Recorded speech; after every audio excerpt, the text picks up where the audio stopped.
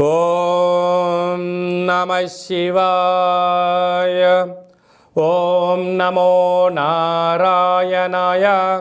ఓం శ్రీ స్వర్ణాకర్షణ కాళభైరవాయ నమో నమః. ఓం శ్రీ నరదృష్టి నివారణ కాళభైరవాయ నమో నమః. ఓం గణానాం త్వా గణపతిం అవామహే కవిం కవేనాపవస్రవస్తవం జ్యేష్ఠరాజం బ్రహ్మణస్వత ఆనశృణ్వన్నోతభిస్సీదసాదనగం శ్రీమహాగణాధిపతయే నమః. ఓం ఆదిత్యాయ సోమాయ మంగళాయ బుధాయ చ గురుశుక్రశనిభ్యశ్చ రాహవే కేతవే నమో నమః. హరి ఓం. మా ఛానల్కి స్వాగతం.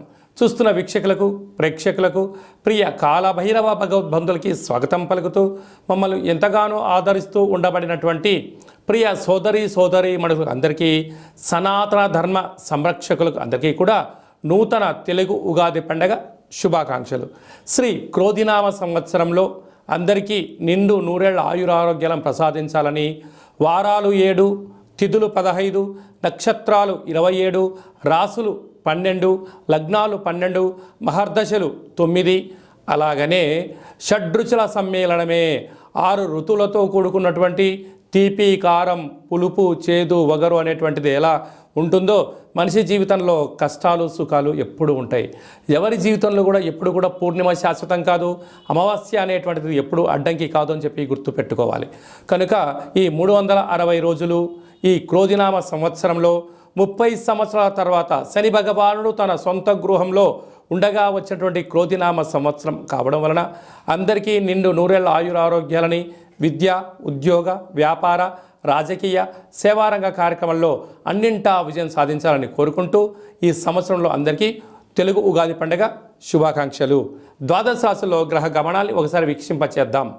మేషరాశిలో గురు సంచార స్థితి, కన్యరాశిలో కేతు భగవాను సంచార స్థితి, కుంభరాశిలో శనిచర స్వామివారు స్వక్షేత్ర సంచార స్థితి, మీనరాశిలో రాహు సంచార స్థితితో ద్వాదశ రాశిలో గ్రహ గమనాలు ఈ విధంగా ఉన్నాయి.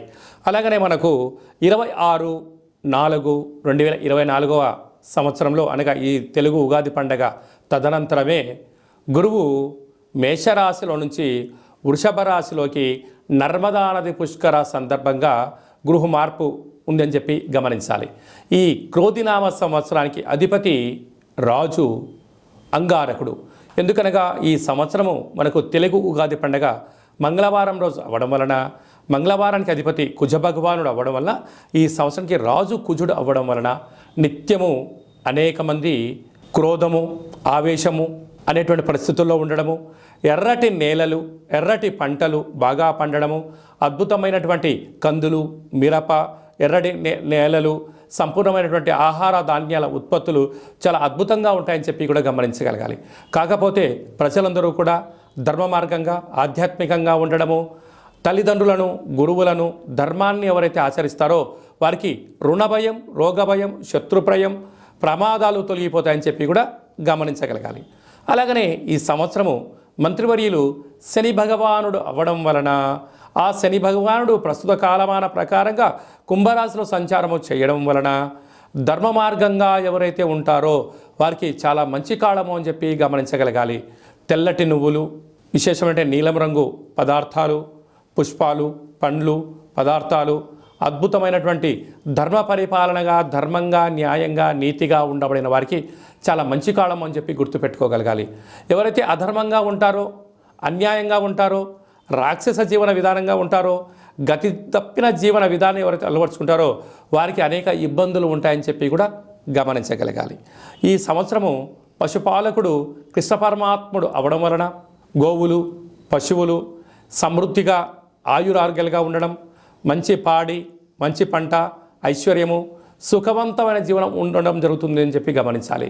కాకపోతే ఈ సంవత్సరము శుక్రుడు అనేక రకాలమైనటువంటి ప్రభావం అధికంగా ఉండడం వలన అనేక మంది నిత్యము రోజు నూతన వస్త్రాలకు, బంగారు ఆభరణాలకు, వజ్ర వైడూర్యాలకు, విలాసవంతమైన జీవితాలకు, ఆధ్యాత్మిక తీర్థయాత్ర కార్యక్రమాలకి మొగ్గు చూపడం జరుగుతుంటుంది. కాకపోతే విచక్షణారహిత జీవితాన్ని పొందడానికి, మద్యమత్తు మాంసాల జీవితాన్ని పొందడానికి ఎక్కువ మంది మక్కువ చూపించే పరిస్థితి ఉంటుంది. కనుక దయచేసి అలా వెళ్లకుండా ఆధ్యాత్మికమైన చింతనతో మీరు ఉండగలిగితే ఈ సంవత్సరము అందరికీ పట్టిందల్లా బంగారం అయ్యేటువంటి యోగ్యత కనపడుతుందని చెప్పి గమనించాలి. కన్యరాశి వారికి శ్రీ క్రోధినామ సంవత్సరంలో ఎలా ఉండబోతుందో ఈ వీడియోలో సవివరంగా సంపూర్ణంగా తెలుసుకుందాం. కన్యరాశిలో ఏ నక్షత్రాలు వస్తాయనగా ఉత్తరా నక్షత్రంలోని 2, 3, 4 పాదాలు, హస్తా నక్షత్రంలోని 4 పాదాలు, చిత్తా నక్షత్రంలోని 1, 2 పాదాలను కలిపితే కన్యరాశి. కన్యరాశి యొక్క అధిపతి బుధుడు.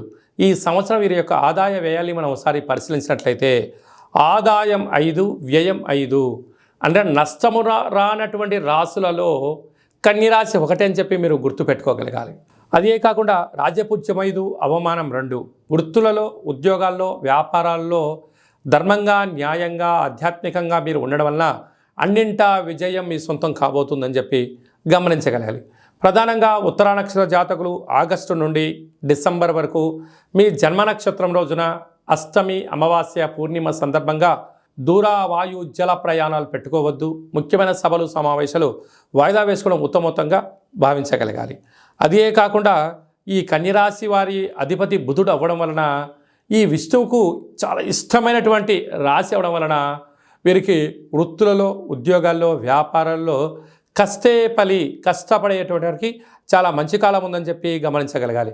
కనుక ధర్మంగా, న్యాయంగా స్వయం వృత్తులు, సేవా రంగాలు, వ్యాపారస్తులు, హోటల్ వ్యాపారాలు, స్వయం వృత్తుల వాళ్ళు, ధార్మిక కార్యక్రమాలు ఆచరింపజేసేవారు, అగరబత్తులు, అలా ఫుడ్కు సంబంధించినటువంటి మ్యానుఫ్యాక్చరింగ్ యూనిట్స్ వారందరికీ చాలా మంచి కాలం ఉందని చెప్పి గమనించగలగాలి. కనుక వీరు వీలైనంత వరకు శక్తి కాళభైరవ స్వామిని స్మరించడం, ధ్యానించడం వలన కష్టాలు తొలగిపోయి ఐశ్వర్యానికి ఆనందం మీ సొంతం అవుతుంది. కనుక ఏదైనా తెలిస్తేనే చేయండి, తెలియలేదు తెలుసుకొని చేసే ప్రయత్నం చేయండి. దీనివల్ల సమయం, ధనం వృధా కాకుండా మనశ్శాంతి, ఆయురారోగ్యం మీ సొంతం అవుతుంది. కనుక శక్తి కాళభైరవ స్వామి యొక్క ఆనంద దీపాన్ని పూజా మందిరంలో పెట్టడం, గుమ్మం బయట శక్తి కాళభైరవ స్వామి యొక్క ముగ్గు పెట్టుకోవడం వలన నిత్యము ఐశ్వర్యానికి స్వాగతం పలుకుతారు అని చెప్పి గమనించాలి.